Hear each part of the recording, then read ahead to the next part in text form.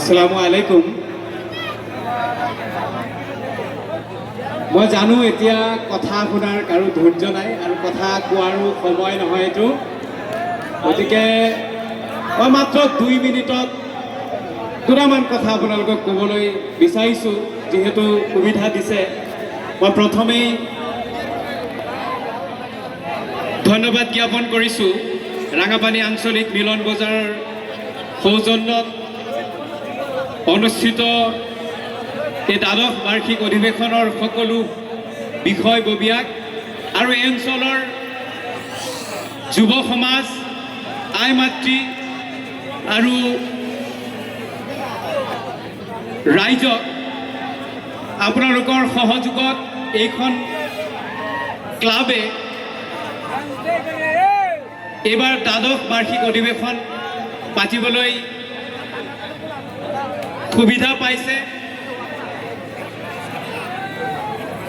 মই মাত্ৰ এটা অনুৰোধ কৰিব বিচাৰিছোঁ যে মই যি পৰিৱেশ ইয়াত দেখিছোঁ, ইয়াৰ মানুহৰ, ইয়াৰ যুৱকসকলৰ, ইয়াৰ আই মাতৃসকলৰ এই অনুষ্ঠানৰ প্ৰতি বহুত উৎসাহ, তেখেতসকলৰ এই আগ্ৰহে এই ক্লাবখনক আৰু আগবাঢ়ি যোৱাত সহযোগ কৰিব।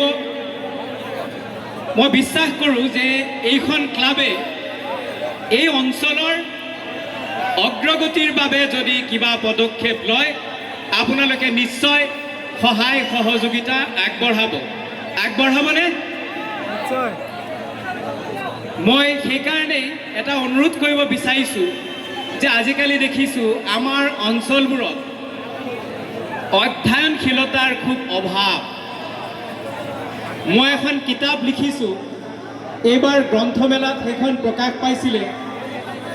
মাত্ৰ 20 দিনত 2টা প্ৰকাশন শেষ হৈছিলে, অথচ মোৰ বিশ্বাস এই অঞ্চলৰ খুব বেছি 2ৰ পৰা 4জন মানুহে জানে যে মই কিতাপখন উলিয়াইছিলোঁ।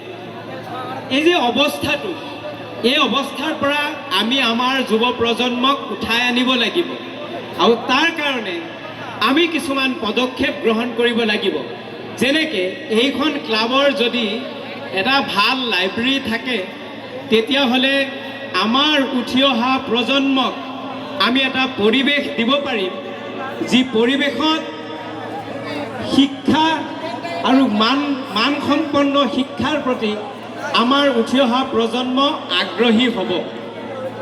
গতিকে এই কামখেৰা এইখন ক্লাবে হাতত ল'ব বুলি মই এটা অনুৰোধ থাকিল।